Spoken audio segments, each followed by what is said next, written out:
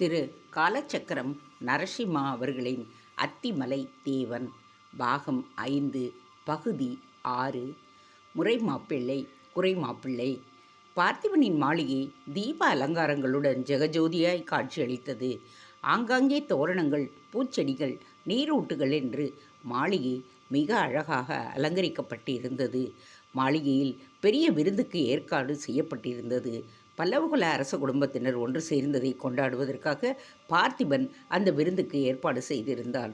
கங்காவதி, சமந்தக பல்லவி, கல்பலதா, தர்மவர்மன் மற்றும் பார்த்திபன் ஆகியோர் அந்த வட்ட மேஜையை சுற்றியமர்ந்து உணவை அறிந்து கொண்டிருந்தனர். லலாடிகாவின் மேற்பார்வையில்தான் யவதி என்கின்ற தோழி அவர்களுக்கு விருந்தை பரிமாறிக்கொண்டிருக்க, அபர்ணாதேவி என்கின்ற கலைஞர் சித்திரவீணையை இசைத்து கொண்டிருந்தாள். தர்மவர்மன் கண்கலங்க கங்காவதியை பார்த்தான். அபராஜிதவர்மனின் கொலைக்கு பிறகு அவர் மனைவி சந்திரகாந்தி குழந்தை கிருபாவதி தேவியுடன் தப்பிச் சென்றார் என்பது தெரியும். அவர் எங்கே சென்றார்? அதன் பின் என்ன நடந்தது? சமந்தக பல்லவி அவருக்கு சந்திரகாந்தியின் துயர கதையை கூறினாள். அதை கேட்டு கண்கலங்கினார் தர்மவர்மர். எச்சரிக்கை பார்த்திபா, பராந்தகனின் மகன், பட்டத்து இளவரசன் ராஜாதித்யனை கொன்றவன் பூதுகன். அவனது மகன் குணதுர்கனின் மகள் இங்கே நம்முடன் இருப்பது வெளியே தெரியக்கூடாது. தெரிந்தால் பழி வாங்குவார்கள். அபராஜிதனின் தலையை சூழ்ச்சி செய்து செய்வினான் ஆதித்த சோழன். அதன் பலன்தான் தன் மகன்களை இழந்தான். அதை கருத்தில் கொள்ள மாட்டார்கள் சோழர்கள். தொடர்ந்து சூழ்ச்சிகளை அரங்கேற்றுவார்கள். எனவே கங்காவதி, சமந்தக பல்லவி மற்றும் கல்பலதா ஆகிய மூவரும் இங்கே தங்கியுள்ள விஷயம் சோழர்களுக்கு தெரியவே கூடாது. அவர்களுக்கு அடைக்கலம் கொடுத்ததற்காக நம்மையும் சிறையில் தள்ளிவிடுவார்கள், தர்மவர்மர் கூறினார். இதுவரையில் அது யாருக்கும் தெரியாது தந்தையே, இனிமேலும் தெரியாது. நமது மாளிகையில் பணிபுரிவர்கள் அனைவரும் விசுவாசம் கொண்ட பல்லவர்கள். ஒருபொழுதும் சோழர்களுடன் சேர்ந்து நமக்கு துரோகம் புரிய மாட்டார்கள், பார்த்திபன் கூறினான்.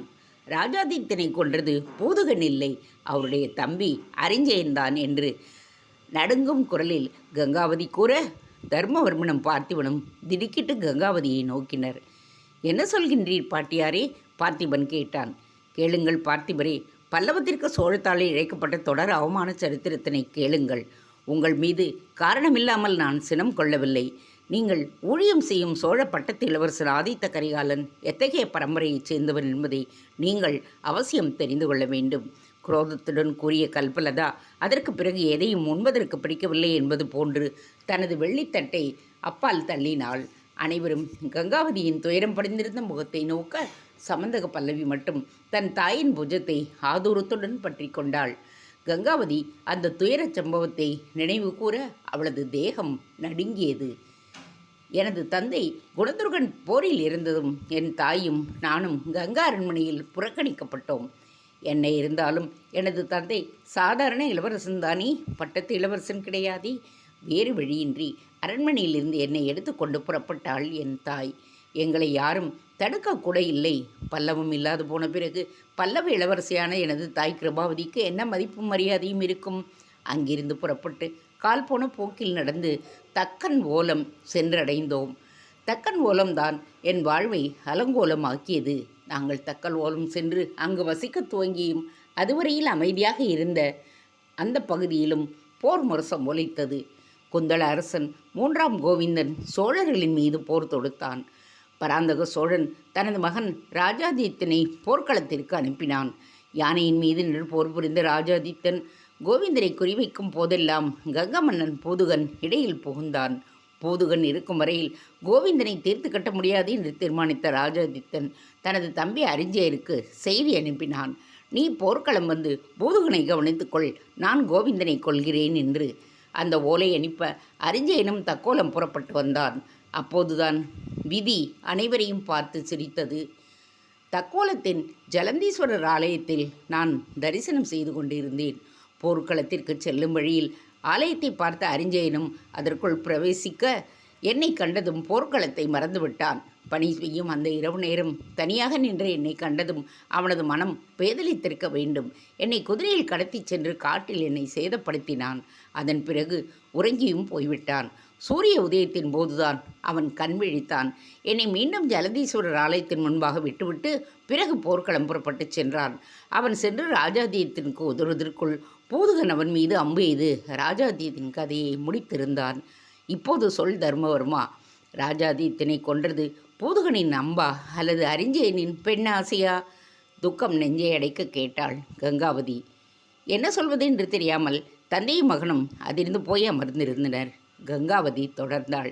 நடந்ததை கேட்டும் என் தாய் கிருபாவதி துடித்தாள். அபராஜித பல்லவனின் பேத்தியான ராஜ குடும்பத்தில் மருமகளாக போக வேண்டிய என்னை அரிஞ்சய சோழன் நாசம் செய்துவிட்டான் என்பதை அவளால் ஜீரணிக்கவே முடியவில்லை. ஆதித்த சோழன் அபராஜிதன் உயிரை வாங்கி என் தாய் சந்திரகாந்தியை நிர்கதியாக விரட்டினான் என்றால் அரிஞ்சயன் எனது மகளின் மானத்தை வாங்கினான். அதற்கு சோழர்கள் நன்கு அனுபவிப்பார்கள் என்று சபித்து கொண்டே இருந்தாள். சபிப்பதால் நான் தூயவனாகி விடுவேனா என்ன? அரிஞ்சயனின் வாரிசு என் வயிற்றில் வளரத் தொடங்கியது. இதோ அரிஞ்சயனிடம் பெற்ற சமந்தக பல்லவி என் மகள். கங்காவதி கூற அவளது கண்களில் இருந்து பலபலவென்று கண்ணீர் பெரியது.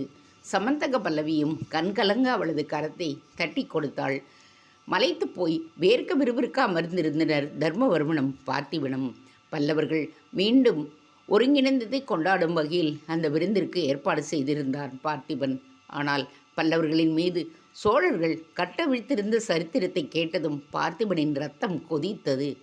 ஆதித்த கரிகாலனிடம் தான் ஊழியம் செய்வது எத்தகைய அவமானம் என்பதை உணர்ந்தவிடாக கல்பலதாவின் முகத்தை தவிர்த்தபடியே தனது நாற்காலியின் பின்பாக சாய்ந்து கண்களை மூடிக்கொண்டான். அவனது முகத்தையே நோக்கிய கல்பலதா அதில் படர்ந்திருந்த துயரத்தின் சாயா அல்லது வெறுப்பா என்பதை யூகிக்க முடியாமல் திணறினாள். தொடர்ந்து அங்கே நிலவிய அமைதியை கலைத்தான் தர்மவர்மன்.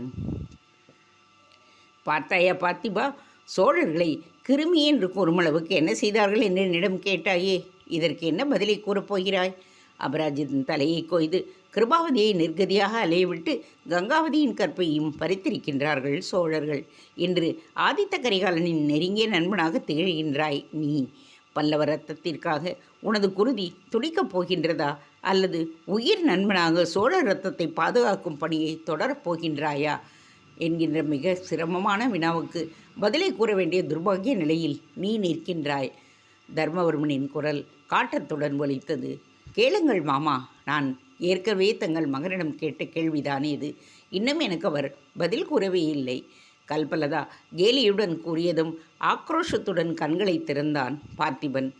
சீராக பாய்ந்து கொண்டிருந்தது பல்லவம். இப்படி சோழர்களிடம் அடிமைப்பட்டதற்கு காரணம் அபராஜித பல்லவன் தானே. ஆதித்த சோழருடன் கைகோத்து வட பல்லவத்தை ஆண்டு கொண்டிருந்த எனது முப்பாட்டன் நிருபதுங்கவர்மனையும் அவன் மகள் கோதாவரியும் விரட்டி அடிக்கத்தானே பல்லவம் பலவீனமடைந்தது. பெரியப்பன் என்று கூட பாராமல் நிருபதுங்கருக்கு ஆதித்தனுடன் சேர்த்து துரோகம் செய்தான். இறுதியில் அவன் தலையையே வாங்கினான் ஆதித்த சோழன். ஆதித்த சோழனுடன் அபராஜிதன் உறவாடியதல் தானே பல்லவத்திற்கு இந்த இழிநிலை. ஆதித்த கரிகாலனுடன் நான் கொண்டிருக்கும் நட்பினால் அல்ல. ஆவேசமாக பார்த்திபன் கூற அனைவருமே திகைத்து போயினர். ஆதித்தனை நம்பி அபராஜிதர் மோசம் போனது போல் ஆதித்த கரிகாலனை நம்பி நீங்கள் உயிரை இழக்கக்கூடாது என்கின்ற அக்கறையில்தான் நாங்கள் உங்களை எச்சரிக்கின்றோம். கல்பலதா கூற பார்த்திபன் பதிலேதும் கூறவில்லை. எங்களால் உங்கள் நட்பு உடைய தேவையில்லை பார்த்திபா. எப்படியும் எனது தாயின் உடல்நிலை சீரடைந்ததும் நாங்கள் புறப்பட்டு விடுகின்றோம். சமந்தக பல்லவி கூறினாள். அத்தை, உங்களை அனாதையாக போக விடுவதற்காக நேற்று உங்கள் மகள் பல்லவரசியாக அங்கிருந்து மாபெரும் வரவேற்பளித்து இப்பொழுது விருந்துமளிக்கின்றேன். மீண்டும் காஞ்சியில் நந்தி கொடி பறந்து சர்வ பலமை பொருந்திய அரசியாக கல்பலதாவை அரியணையில் அமர்த்த முடிவு செய்திருக்கின்றேன். சோழர்கள் செய்த முதல் அபராதம் அபராஜிதரை கொன்றது. இரண்டாவது அபராதம் தங்களை சேதப்படுத்தியது. எனவே அபராஜிதரின் வழிவந்த கல்பலதாவை பல்லவ அரியணையில் அமர்த்த வேண்டிய கட்டாயத்தில் நான் இருக்கின்றேன். பார்த்திபன் கூறினான். அத்தையின் மகள் தானே கல்பலதா. அவளை நீயே மணந்து கொண்டு நிருபதுங்கரின் வாரிசாக நீயும் கம்பவர்மனின் மகன் அபராஜிதரின் வாரிசாக கல்பலதாவும் ஒன்றாக பல்லவத்தை ஆண்டால் என்ன? கங்காவதி திடீரென்று பார்த்திபனை கேட்டே விட்டாள். நல்ல யோசனை. பல்லவம் மீண்டும் தோன்ற உறுதியுடன் திகழ்வதற்கு ஏற்ற யோசனை. பார்த்திபா, உன் முடிவு என்ன? தர்மவர்மன் கேட்டான். சமந்தக பல்லவி ஜாடையாக கல்பலதாவின் முகத்தை ஏறிட்டு பார்த்தாள். அவளது முகத்தில் எந்தவித உணர்ச்சிகளும் இல்லை என்றாலும் அவளது சேலை முந்தானை சுட்டு விரலில் சுற்றுவதும் பிறகு அதனை விடுவிப்பதுமாக அவள் இருப்பதைக் கண்டதும் பாட்டியின் யோசனை அவளுக்குள் பதற்றத்தை உண்டாக்கிவிட்டது என்பதை உணர்ந்தாள் சமந்தக பல்லவி. தனது உறுதியான கரங்களால் உணவு மேஜையின் விளிம்பை பற்றி கொண்டு தன் அகன்ற கண்களால் நிலத்தை விரித்து பார்த்து கொண்டிருந்தான் பார்த்திபன். என்ன பதில் கூறுவான்? கண்ட மாத்திரத்திலேயே அவனது கருத்தினை வசப்படுத்தியவள் கல்பலதா. முறை இருக்கிறது என்பதை உணர்ந்ததும் மனத்திற்குள் அவள் மீது ஒருவித நேசமும் உண்டாகியிருந்தது. அதை காதல் என்று அவசரப்பட்டு கூற அவன் விரும்பவில்லை. அவளுள்ளேயும் பல்லவ ரத்தம் ஓடிக்கொண்டிருக்கின்றது என்பதால் ஏற்பட்ட கவர்ச்சியாக கூட இருக்கலாம். ஆனால் நேசம் பாசமாகவும் மாறலாம் என்கின்ற போது அதை காதல் என்று எப்படி முடிவு செய்வது? ஆனால் அதையும் ஒரு கடந்த நிலைதானே திருமணம். அதற்கு இப்பொழுதே தயாராகச் சொன்னால் எப்படி? முதலில் அவள் என்ன நினைக்கிறாள் என்பதை அறிய வேண்டுமே. ரகசியமாக கல்பலதாவின் முகத்தை ஏறிட்டான். அவளுக்கு இந்த யோசனையில் விருப்பம் இருந்திருந்தால் முகத்தில் உற்சாகமும் நாணமும் காணப்படும். விருப்பம் இல்லை என்றால் சினமும் அருவருப்பும் நினைந்திருக்கும். ஆனால் எதையோ சிந்தித்து கொண்டிருப்போள் போன்று அவளது முகம் எந்தவித உணர்வுகளும் இன்றி நிர்மலமாக இருப்பதைக் கண்டதும் குழம்பினான் பார்த்திபன். அவளது மனநிலையை அறியாமல் இவன் எப்படி தனது கருத்தை கூறுவான்? அபராஜிதரின் பேத்தியை எப்படி மணந்து கொள்வது என்று யோசிக்கின்றேன். எதையோ கூற வேண்டும் என்பதற்காக பதில் தந்தான் பார்த்திபன். சட்டென்று கல்பலதாவின் கண்கள் அவனை நோக்கி உயர்ந்தன.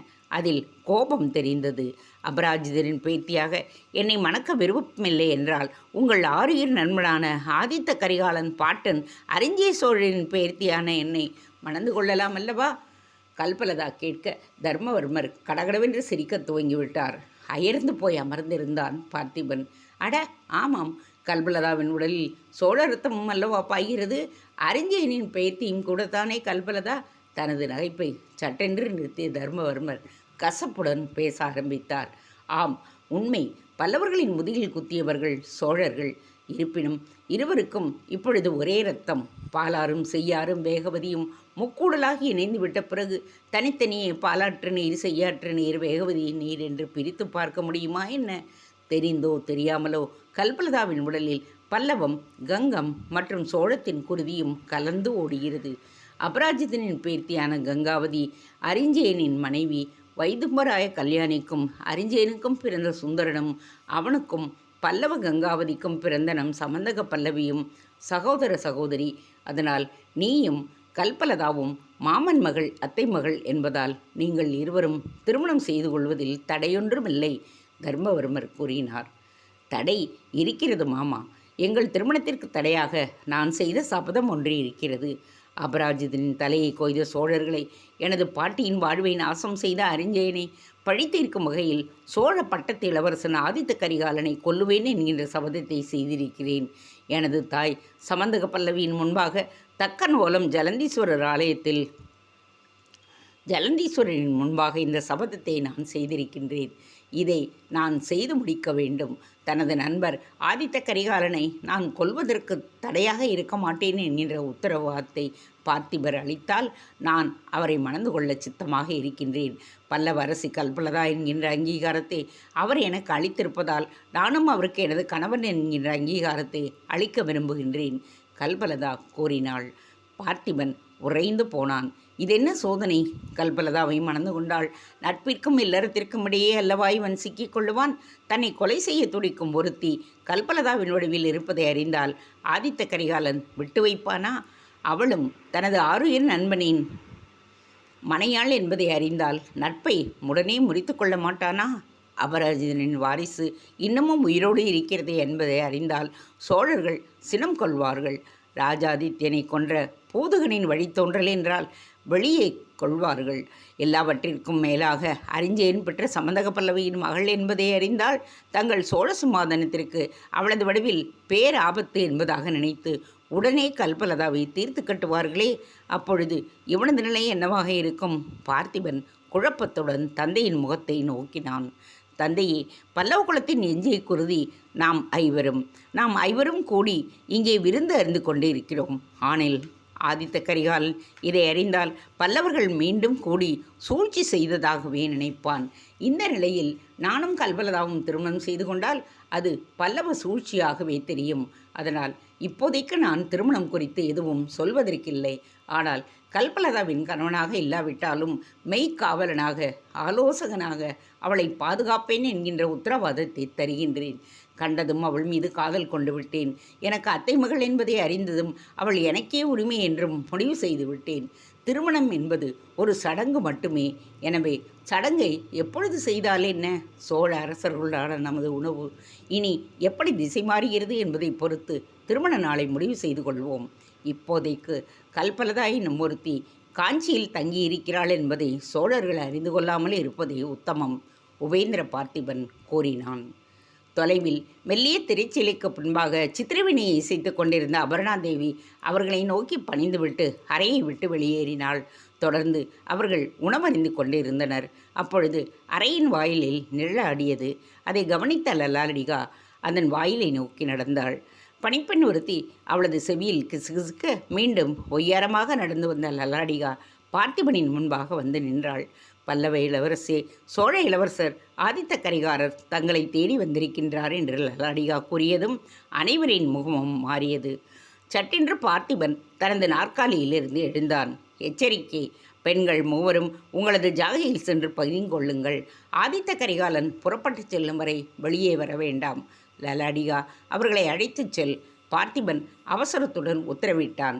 கங்காவதி தளர்ச்சியால் நாற்காலியிலிருந்து எழுந்து கொள்ள இயலாமல் தவிக்க சமந்தக பல்லவி தனது தாய்க்கு உதவும் எண்ணத்தில் குனிந்த அவளது தோளை பற்றிய வேளையில் தான் கொல்ல நினைக்கும் ஆதித்த கரிகாலனை அப்போதே சந்திக்க விரும்பாமல் கல்பலதா விழித்தென்று எழுந்து லல்லாடிகாவின் அருகில் சென்று நின்ற வேளையில், எச்சரிக்கை பார்த்திவா என்று தர்மவர்மர் ஆதித்த கரிகாலனை எச்சரித்த வேளையில் ஆதித்த கரிகாலனை வரவேற்பதற்காக அந்த அறையை விட்டு நீங்குவதற்காக பார்த்திபன் திரும்பிய அந்த வேளையில், நண்பா, ஏன் இந்த பாராமுகம்? தஞ்சையிலிருந்து நான் திரும்பி வந்த செய்தியை கேட்டதும் என்னை காண ஓடோடி வருவாய் என்று நான் காத்திருக்க நீ இங்கே இருக்கிறாயே? தனது வெண்கல குரலில் கேட்டபடியே அறைக்குள் வந்து நின்றான் ஆதித்த கரிகாலன். அனைவருமே உறைந்து போய் நின்றிருந்தனர். இதோ பல்லவர்களை சதியால் வீழ்த்தி காஞ்சியை அபகரித்து கொண்ட ஆதித்த சோழனின் வாரிசு மனம் வெதும்பி ஆதித்த கரிகாலனை காணாதது போல் தன் நாற்காலில் அமர்ந்து விட்டதை வெறித்து பார்த்து கொண்டிருந்தான் தர்மவர்மன். இதோ ஆலயத்திற்கு சென்ற என்னை கடத்தி சென்று துடிதுடிக்க சித்திரவதை செய்த அரிஞ்சயனின் பேரன் என் முன்பாக நிற்கின்றான் என்று தன் இடுங்கிய கண்களால் அவனை சபிப்பது போல் பார்வையுடன் நின்றாள் கங்காவதி. ஐயோ, எனது மகள் பல்லவரசி என்பதை அறிந்தால் இந்த சோழனால் அவளுக்கு என்ன ஆபத்து நேருமோ என்கின்ற அச்சத்துடன் ஆதித்த கரிகாலனை பார்த்தபடியே நின்றாள் சமந்தக பல்லவி. சற்று முன்னர் தான் கொல்ல எண்ணி இருப்பதாக கூறப்பட்ட ஒருவன் குருதியும் சதையுமாக தனது முன்பாக பிரசன்னமானதைக் கண்டு அயர்ந்து போய் நின்றிருந்தாள் கல்பலதா. கம்பீரமாக நின்ற ஆதித்த கரிகாலனை கண்டதும் அவள் ஒரு கணம் சுவாசிக்கவும் மறந்துவிட்டாள். இவன்தான் சோழத்து பட்டத்து இளவரசனா? சுந்தர சோழருக்கு பிறகு அரியணை ஏறப்போகும் சோழ மன்னனா?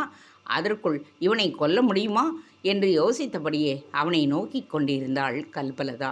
வினாவை எழுப்பியபடியே அறைக்குள் வந்த ஆதித்த கரிகாலன் அங்கு குழுமி இருந்தவர்களை வியப்புடன் சுற்று பார்த்தான்.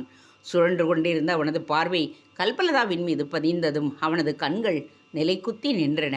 புருவங்கள் உயர்ந்தன. அவனது கோபாவேச கண்கள் ஒருவித பிரமிப்பு நிலை கொண்டது. யார் இந்த தேவலோக பாவை என்பது போல் அவள் பேரழகினால் ஈர்க்கப்பட்டு அவளையே வெறித்து கொண்டிருந்தான்.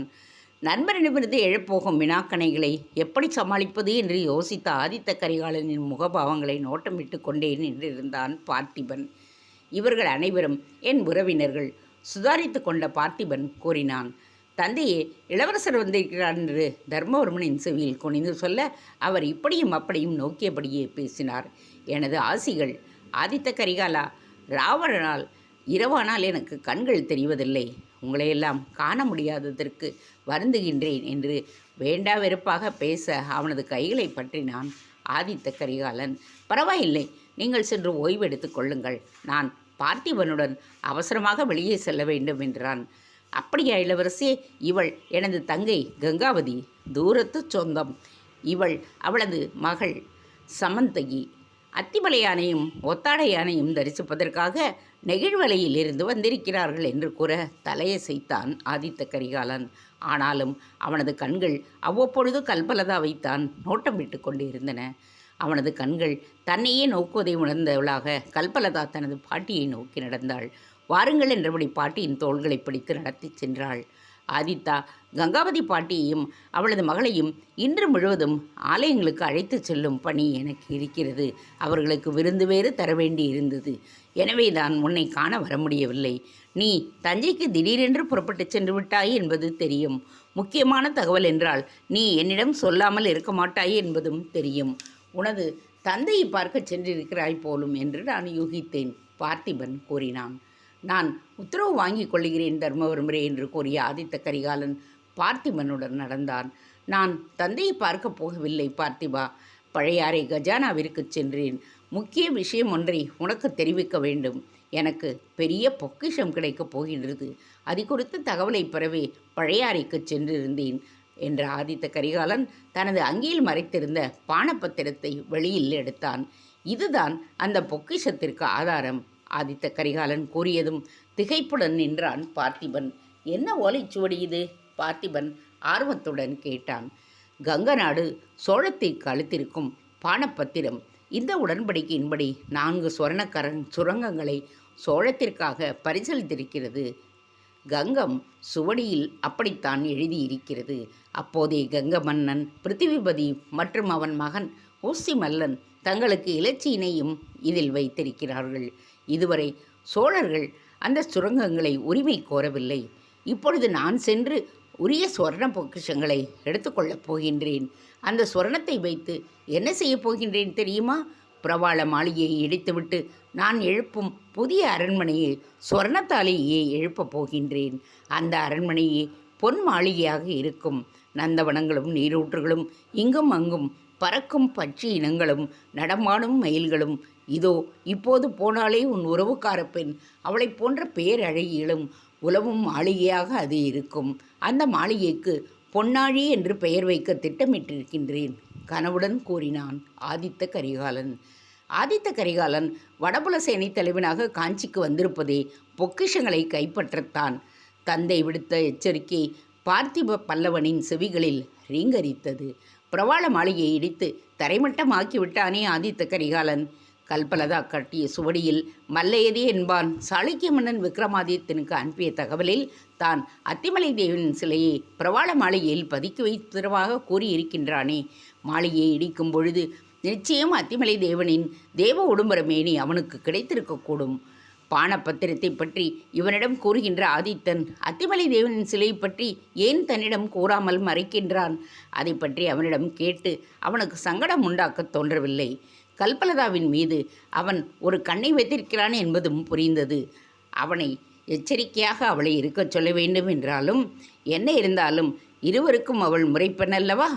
பல்லவ மாப்பிள்ளை இவன், சோழ மாப்பிள்ளை ஆதித்த கரிகாலன். ஆனால் கல்பலதாவை பொறுத்தவரை இவன்தான் முறை மாப்பிள்ளை. அவன் கொல்ல துடிக்கும் ஆதித்தன் குறை மாப்பிள்ளைதான். வா நண்பா, என்ன யோசனை என்றபடியே பார்த்திபனின் கையை பற்றி தரதரவென்று இழுத்து கொண்டு சென்றான் ஆதித்த கரிகாலன். மருள்கின்றாள் மருளகங்கள். சொர்ணமயி காடுகள் பல்லவம், சாளுக்கியம், வைதும்பரம், குந்தளம் ஆகிய அனைத்து தேசங்களுக்கும் நடுநாயகமாக திகழ்ந்தது கங்கநாடு.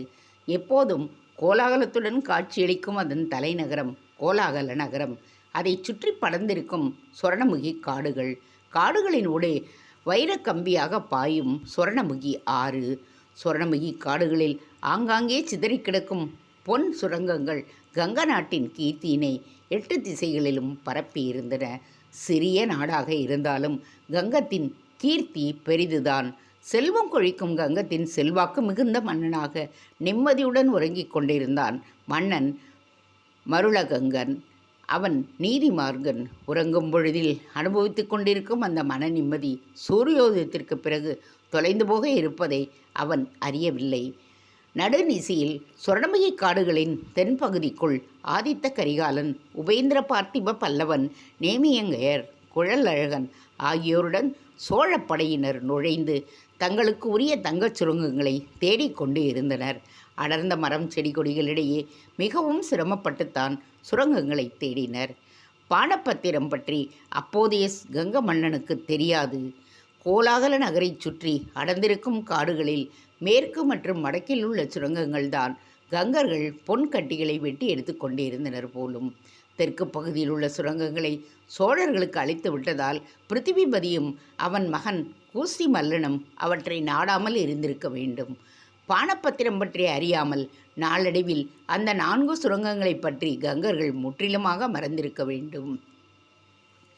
படையினரை 4 பிரிவுகளாக பிரித்து ஆதித்த கலிகன் தலைமையில் ஒன்று, பார்த்திபன் தலைமையில் ஒன்று, நேமியங்கேயர் தலைமையில் ஒன்று, குலழகன் தலைமையில் ஒன்று என்று 4 திசைகளிலும் சுரங்கங்களை தேடத் தொடங்கினர் அவர்கள். பார்த்திபன் தனது வீரர்களுடன் கிழக்கே நகர்ந்தான். வீரர்கள் ஏந்தியிருந்த தீப்பந்தங்களின் வழிகாட்ட சிறிது தொலைவு நடந்ததும் சொர்ணமுகி ஆறு மேற்கிலிருந்து கிழக்கு நோக்கி பாய்ந்து கொண்டிருப்பதை கண்டான். ஆற்றின் கரையில் வரிசையாக 5-6 குன்றங்களையும் கண்டான். நடுநிசி என்பதால் சற்றே உறக்கம் மேலிட முகத்தை கழுவி கண்களில் தவழ்ந்த தூக்கத்தை விரட்ட எண்ணி சொர்ணமுகி ஆற்றில் இறங்கி தண்ணீரை வாரி முகத்தில் அடித்து கொண்டிருந்தனர். அந்த நடுநிசியில் ஆற்று நீரை அவர்கள் சப்திக்கும் ஒலி மட்டும்தான் கேட்டது. பார்த்திபனும் ஆற்றில் இறங்கி முகத்தில் தண்ணீரை அடித்து கொண்டான். அமைதியான அந்த இரவும் பூரண மதியும் அவன் மனதில் ஒருவித பரவசத்தை உண்டு பண்ண தன்னையும் அறியாமல் கல்பலதாவை நினைத்தான். கல்பலதா இப்பொழுது உறங்கிக் கொண்டிருப்பாளா அல்லது ஆதித்த கரிகாலனை எப்படி கொள்வது என்று திட்டமிட்டு கொண்டிருப்பாளா என்று தனக்குள்ளேயே கேட்டுக்கொண்டான் பார்த்திபன். படைவீரன் ஒருவன் நீட்டிய துவாலையால் முகத்தை துடைத்து கொண்ட பார்த்திபன் துவாலையை நெற்றியின் மீது மெதுவாக கீழ்நோக்கி இறக்கியபடியே யோசித்தான். நெற்றி, புருவம், கண்கள், நாசி என்று வதனத்தின் ஒவ்வொரு பகுதியாக வெளிப்பட்டு மீண்டும் கம்பீர பார்த்திபனின் முகம் தோன்றியது.